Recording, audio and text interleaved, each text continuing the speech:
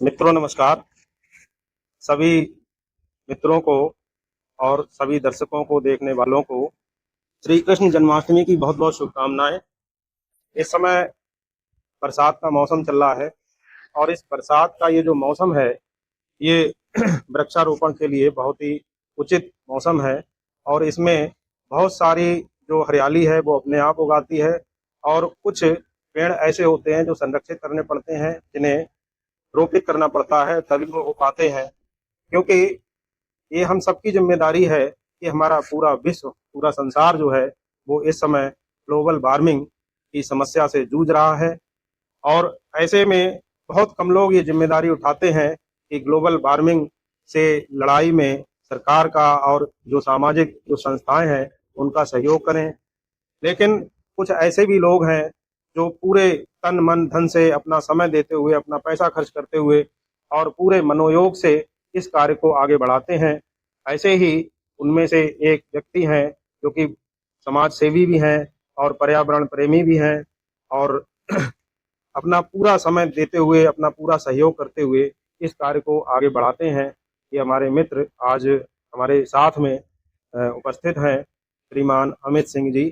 ये जो हैं अध्यापक भी हैं, लेकिन अध्यापन कार्य का जो कर्तव्य है उसके बावजूद अपना ये समय इस तरीके से निकाल लेते हैं कि ऐसा लगता है कि ये पूरे तरीके से पूर्ण रूप से ये समाज सेवा में और खासकर वृक्षारोपण में समर्पित हैं। तो आज मैं मिलवाना चाहता हूँ श्रीमान अमित जी से।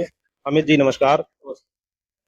अमित जी, जैसा कि अभी मैंने बताया अपने दर्शकों के लिए, अपने मित्रों के लिए, कि आप जो हैं अध्यापक हैं और अपनी नौकरी को करते हुए किस तरीके से आप इतना टाइम जो है, इतना समय समाज सेवा के लिए और इस समय वृक्षारोपण के लिए निकाल पाते। धन्यवाद धर्मेश जी, आपने इस कार्य के लिए मुझे चुना। साथियों, जैसा कि आप जानते हैं कि आजकल पूरी दुनिया में ग्लोबल वार्मिंग का प्रकोप बहुत बढ़ रहा है, क्योंकि आजकल जितना विकास लगातार हो रहा है इससे कहीं ना कहीं पर्यावरण प्रदूषण भी बढ़ रहा है और पर्यावरण को काफी हानि पहुंच रही है। इसलिए आज की ये जरूरत है, डिमांड है कि हम सभी लोगों को पर्यावरण के प्रति काफी जागरूक होना पड़ेगा, सजग होना पड़ेगा। आपने देखा होगा कि सरकार भी इस दिशा में काफी प्रयास करती है और वृक्षारोपण कार्य में नए नए अभियान चलाकर लोगों को प्रोत्साहित किया जाता है कि अधिक से अधिक वृक्षों को लगाएं।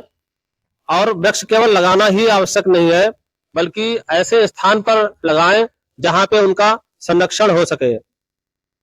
हमारी संस्था नर सेवा नारायण सेवा ग्रुप के द्वारा पिछले 6-7 वर्षों से निरंतर अन्य प्रकार के कई सामाजिक कार्यों के साथ साथ जुलाई और अगस्त माह में वृक्षारोपण का कार्य खासकर किया जाता है।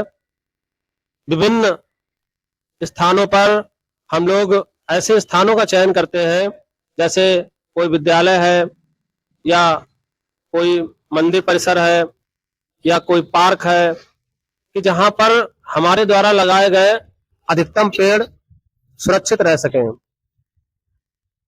तभी उसकी सार्थकता है। हमारे ग्रुप के द्वारा अधिकतर ऐसे पेड़ लगाए जाते हैं जिससे लोगों को ऑक्सीजन भी मिले और अन्य उपयोगी दवाइयां भी, औषधियां भी मिले, जैसे कि नीम है, गिलोय है, अर्जुन का पेड़, आम का पेड़, जामुन का पेड़ एवं अन्य बहुत प्रकार के फलयुक्त और छायादार पेड़ भी लगाए जाते हैं, जिससे हमारे जो प्रकृति में पशु पक्षी रहते हैं इनका भी संरक्षण हो सके। जब हम फलदार और छायादार पेड़ कहीं लगाते हैं तो उस पर पक्षी भी बैठते हैं और छोटे पशु भी, बंदर आदि भी कहीं ना कहीं उसका फल खाते हैं। तो कुछ पेड़ इस प्रकार के इस तरीके के जीव जंतुओं के लिए भी लगाए जाते हैं और प्रयास यही रहता है कि अधिक से अधिक पेड़ उचित स्थान पर लगाए जाएं और उनका प्रॉपर संरक्षण भी किया जाए। इसी में हमारी सार्थकता रहती है। जी अमित जी, दर्शकों की तरफ से मैं ये जानना चाहता हूँ कि इस कार्य में आपके लिए कितना सहयोग मिलता है, किस किस का सहयोग मिलता है, और जो आप पेड़ लगाते हैं इन पेड़ों में कोई विशेष प्रकार का चयन होता है या सब तरह के पेड़ लगाते हैं? और साथ ही एक प्रश्न और रहेगा, वो मैं इसमें शामिल कर दे रहा हूँ कि क्या कोई लक्ष्य लेकर चलते हैं या ऐसे ही बिना लक्ष्य के जो है पेड़ लगाते हैं? ये मैं दर्शकों की तरफ से जानना चाहता हूँ। बहुत अच्छा प्रश्न किया धर्मेश जी आपने।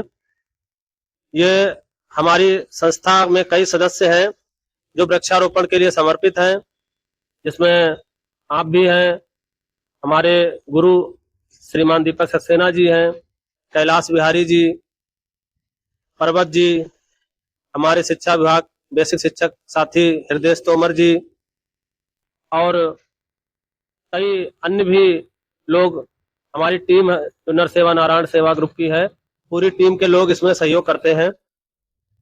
जहां तक लक्ष्य की बात है, पिछले कई वर्षों में हम लोगों ने टारगेट बनाकर भी वृक्षारोपण किया है।